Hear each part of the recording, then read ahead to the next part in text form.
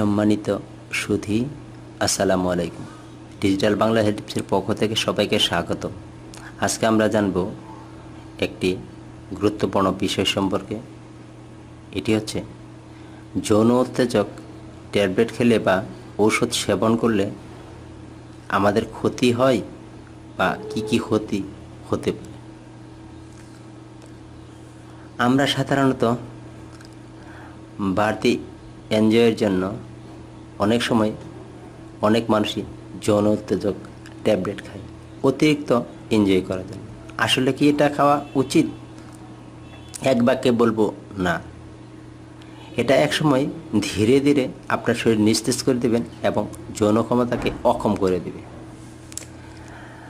আপনি সারা জীবনের জন্য হারিয়ে ফেলবেন আপনার যৌন শক্তি। এটা খেলে কি কি সমস্যা হতে পারে?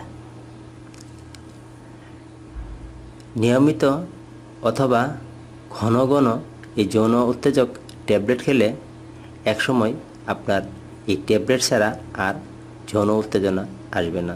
ফলে আপনি হারিয়ে ফেলবেন আপনার কাঙ্ক্ষিত সেই যৌন উত্তেজনা অথবা যৌন বিষয়ক যে উত্তেজনা রয়েছে সেটা চিরদিনের জন্য হারিয়ে ফেলবেন। পরবর্তীতে আর এই ওষুধ সেবন ছাড়া কোনো কাজই হবে না। ফলে সারা জীবনের জন্য হারিয়ে ফেলবেন না যৌন শক্তি। মাথা ব্যথা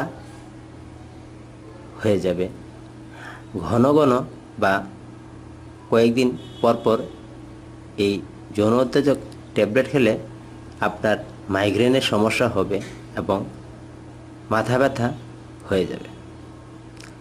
শরীর দুর্বল হয়ে পড়বে এই যৌন উত্তেজক ট্যাবলেট খেলে। এগুলোতে এমনই কিছু উপাদান দেওয়া রয়েছে যা আপনার শরীর থেকে যে যৌন উত্তেজনা সৃষ্টি করে দেয় তা আপনার রোগ প্রতিরোধ ক্ষমতাকে আসলে দুর্বল করে দেয়। শরীর আস্তে আস্তে নিস্তেজ হয়ে পড়বে। কাজেই এ থেকে বিরত থাকুন। রোগ প্রতিরোধ ক্ষমতা কমে যাবে। কয়েকদিন পর পর এই ট্যাবলেটগুলি খেলে আপনার শরীর থেকে রোগ প্রতিরোধ ক্ষমতা অনেকটাই কমে যাবে। ফলে আপনি বিভিন্ন সমস্যায় ভুগবেন। কর্মে অনীহা ভাব আসবে।